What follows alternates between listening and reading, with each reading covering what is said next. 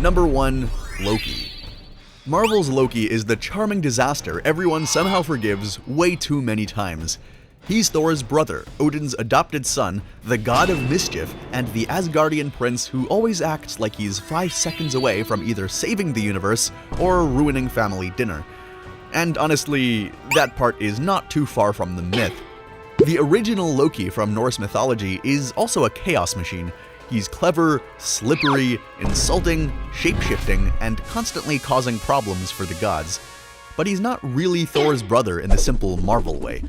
In the myths, Loki is more closely tied to Odin, and in Lokasenna, he even reminds Odin that they once mixed blood together. So Marvel kept the trickster energy, the shape-shifting, the giant connection, the silver tongue, and the habit of making every situation worse before accidentally helping. But Marvel changed the family drama too.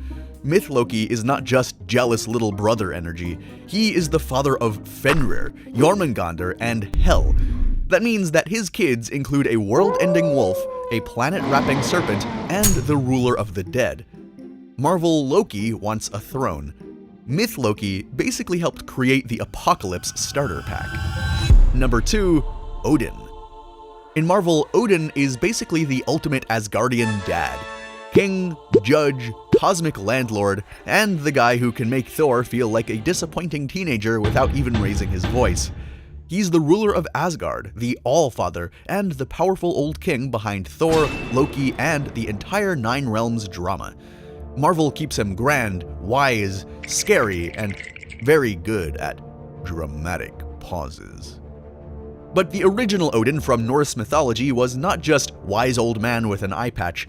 He was way darker than that. In the myths, Odin is the highest of the Aesir gods, called Allfather, and strongly connected to war, death, wisdom, poetry, magic, and kingship. He sacrifices one of his eyes at Mimir's well just to gain wisdom. Then, in Havamal, he hangs himself on a tree for 9 nights, wounded by a spear to gain the runes. So, Marvel kept the king of Asgard, Thor's father, the one-eyed wisdom figure, and the godly authority, but Marvel made him more than a noble ruler. Myth Odin is basically a wisdom addict who treats pain like a subscription fee. Marvel's Odin is powerful. Myth Odin is terrifyingly committed to knowing everything. Number 3. Thor. Marvel's Thor is the golden-haired thunder hero everyone knows. Big hammer, big muscles, big speeches, and somehow still confused by normal Earth behavior. He's Odin's son, the god of thunder, an avenger, and the guy who turns Mjolnir into the most dramatic personality test in superhero history. Because in Marvel, if you're not worthy, that hammer is not moving. Not even with gym membership confidence. The original Thor from Norse mythology is also Odin's son and a thunder god, but he feels much rougher and more chaotic. In the myths, Thor is the strongest of all gods and men. He has Mjolnir, but he also has a magical belt that doubles his strength and iron gloves connected to handling the hammer.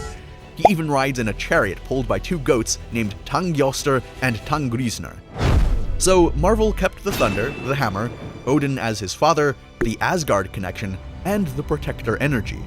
But Marvel made him a more noble superhero than a mythic giant smasher.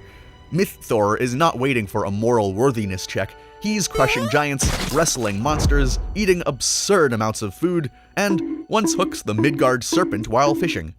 Marvel Thor saves worlds. Myth Thor turns a fishing trip into a kaiju incident. Number 4. Hela. Marvel's Hela is the kind of villain who walks into Asgard and immediately makes everyone realize Thor was not the scary child in the family. In Thor Ragnarok, she's Odin's secret firstborn daughter, the goddess of death, and the original conqueror behind Asgard's bloody empire. She breaks Mjolnir like it's made of cheap glass, easily takes over Asgard, and basically turns family history into a crime scene. But the mythological version is not Odin's daughter. She is Hel.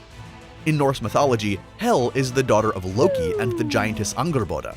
Her siblings are Fenrir, the giant wolf, and Jormungandr, the World Serpent. So yes, her family group chat is already a disaster. Marvel kept the death connection, the underworld imagery, the Dark Queen energy, and the link to Loki in the comics. But Marvel changed her role heavily for the MCU. Instead of being Loki's daughter, she became Thor's sister and Odin's hidden shame. That made the story more personal, but it also moved her away from the myth. Marvel's Hela wants Asgard's throne. Myth Hel already rules the dead, and her siblings are literally built for Ragnarok. That's not a villain family, that is an end-of-the-world franchise.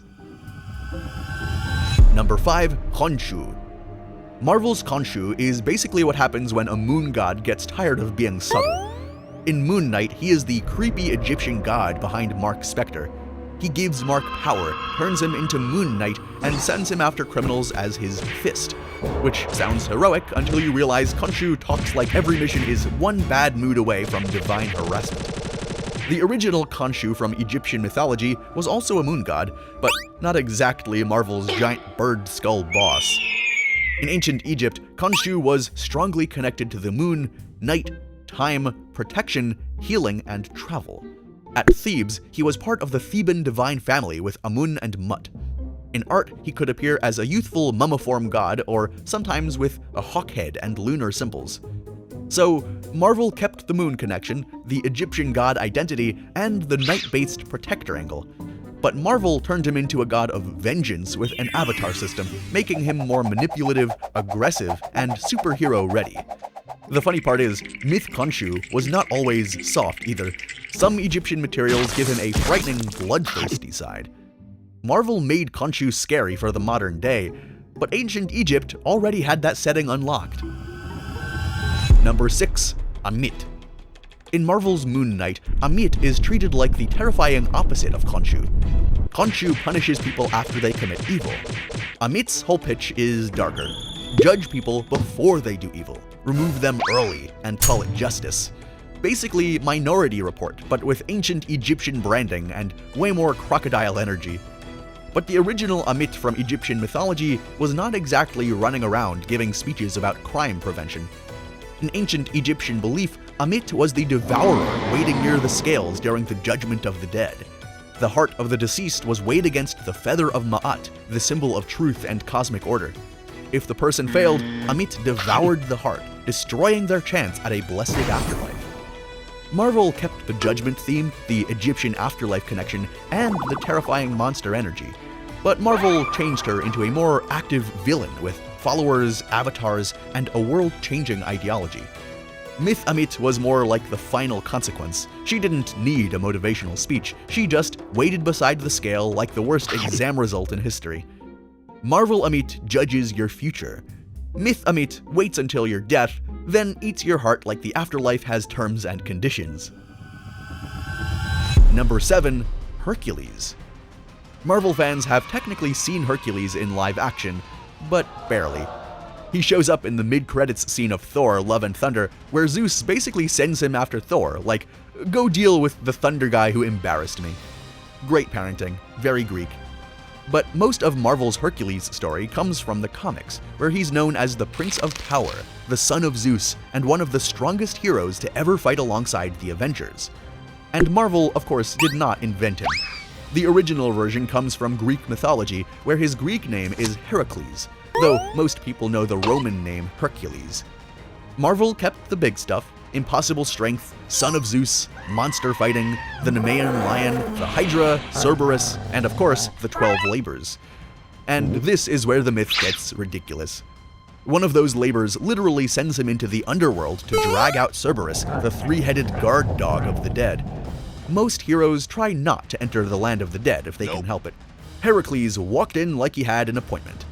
Because the original Heracles was not a clean superhero. His myth is full of madness, guilt, punishment, bloodshed, and impossible tasks forced on him after tragedy. Marvel copied the muscles, the myth gave him the damage, inside and out. Number 8. Circe. Marvel's Circe is one of the Eternals, and compared to the others, she's basically the I actually like humans member of the cosmic family. In the MCU, she can transform matter, lives among the ordinary people, works as a museum curator, and feels more gentle than most immortal space beings. Which is honestly impressive, because after thousands of years around humans, most people would at least need a vacation. But Circe is not just a random Marvel name. She's clearly built from Circe from Greek mythology. In the Odyssey, Circe is a powerful enchantress living on the island of Aea.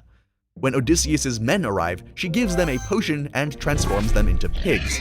Very normal hospitality. 5 stars, the food was slop, terrible checkout experience. Marvel kept the transformation power, the ancient Greek connection, the long life, and even ties her back to the Odysseus story in the comics. But Marvel changed the entire tone. Myth Circe is dangerous, magical, isolated, and unpredictable. Marvel's Circe is more heroic, emotional, and connected to humanity. Marvel Circe turns matter into something new. Myth Circe turns unwanted guests into livestock. And somehow, the myth still feels less weird than Marvel cosmic family drama. Number 9. Gilgamesh. Marvel's Gilgamesh is the gentle powerhouse of the Eternals. Big heart, bigger muscles, and the kind of guy who looks like he could casually win a boxing match against a building. In the MCU, he's one of the ancient immortal heroes living on Earth. In the comics, Marvel also calls him the Forgotten One, an eternal warrior whose battles made humans remember him as different legendary heroes over time. But the original Gilgamesh is much older than Marvel, and honestly, much messier. In ancient Mesopotamian tradition, Gilgamesh is the king of Uruk. He is powerful, famous, and partly divine, but he starts out as a terrible ruler. The gods then create Enkidu, a wild man who becomes his closest companion. Together, they fight the forest guardian Humbaba and later kill the Bull of Heaven. So, Marvel kept the legendary warrior image, the ancient hero status, the superhuman strength, and the idea that one figure could echo throughout human myth. But Marvel changed him into a warmer, more heroic protector. Myth Gilgamesh is not just a strong, immortal guy, he is arrogant, grieving, afraid of death, and desperate to find immortality. Marvel Gilgamesh punches monsters. Myth Gilgamesh punches monsters, loses his best friend, panics about dying, and turns the whole story into the world's oldest existential crisis. Now, I know we promised all of the myths that Marvel turned into its modern-day equivalent, but there's no way we can cover all of them. We only covered 9 in this video, even though you're probably used to hearing about 10, so let me just say, I am number 10, the Lord of Voiceovers. Give this video a like, subscribe to the channel, and leave a comment down below whether or not I sound awesome. We'll see you next time.